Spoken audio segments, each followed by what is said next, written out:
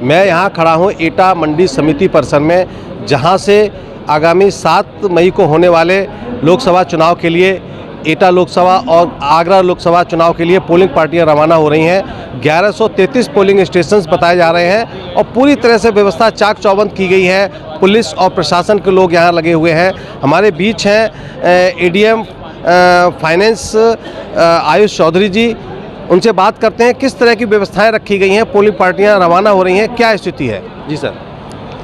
जैसा कि 7 तारीख को तृतीय चरण के अंतर्गत हमारे यहाँ 2 लोकसभा कंस्टिट्यूएंसीज़ का इलेक्शन है, जिसमें आगरा के अंतर्गत जनपद एटा में जलेसर विधानसभा और एटा लोकसभा के क्षेत्र के अंतर्गत एटा और मरहरा विधानसभा का 7 तारीख को चुनाव प्रस्तावित है, जिसके दृष्टिगत आज मंडी समिति से इस प्रांगण से 1133 बूथों के लिए पार्टियां रवाना हो रही हैं। इसमें हमारे कुल 110 सेक्टर मजिस्ट्रेट्स हैं, 10 हमारे जोनल मजिस्ट्रेट्स लगाए गए हैं। जैसा कि आप देख सकते हैं कि मंडी के इस प्रांगण में पूरी तरीके से व्यवस्थाएं की गई हैं। रिजर्व कार्मिकों के लिए, मतदान कार्मिकों के लिए ड्यूटी वितरण केंद्र, इसके अलावा चिकित्सा कैंप भी पर्याप्त लगाया गया है। लू और हीट वेव से बचाव के लिए यहाँ पर पर्याप्त ORS की व्यवस्था की गई है। इनको जलपान की भी व्यवस्था है, पानी की पर्याप्त व्यवस्था है, शौचालय इत्यादि की भी व्यवस्थाएं की गई हैं। और उम्मीद है कि लगभग 2 से 2:30 बजे तक हमारी यहाँ की सारी पार्टियाँ रवाना होंगी और कल हम मतदान सकुशल और शांतिपूर्वक ढंग से संपन्न कराएंगे।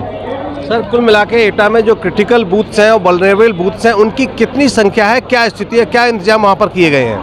देखिए, एटा में हमने क्रिटिकल और वल्नरेबल बूथों को छांटा है।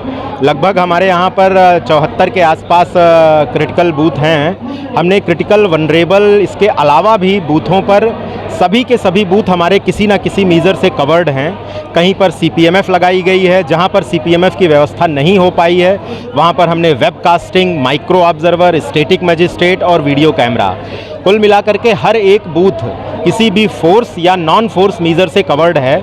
शांतिपूर्वक निष्पक्ष चुनाव कराने के लिए हम प्रतिबद्ध हैं और हमारी व्यवस्थाएं इसमें परिपूर्ण हैं। तो ये थे एटा के एडीएम आयुष चौधरी जी, जिनका साफ कहना है कि जो वल्नरेबल और क्रिटिकल बूथ्स हैं वहाँ पे पर्याप्त व्यवस्थाएं की गई हैं, वेबकास्टिंग की व्यवस्था है, पर्याप्त पुलिस फोर्स की व्यवस्था है। और मैं दिखाना चाहूँगा ये पूरा जो नज़ारा है, पुलिस पार्टियाँ हैं, यहाँ की पोलिंग पार्टियाँ हैं, रवाना हो रही हैं पूरी तरह से चाक चौबंद व्यवस्था के बीच। आगामी 7 मई को होने वाले मतदान के लिए पूरा प्रशासन यहाँ मौजूद है। उम्मीद की जानी चाहिए कि कल एटा और आगरा लोकसभा का जो मतदान होगा एटा जनपद में शांतिपूर्वक तरीके से संपन्न होगा।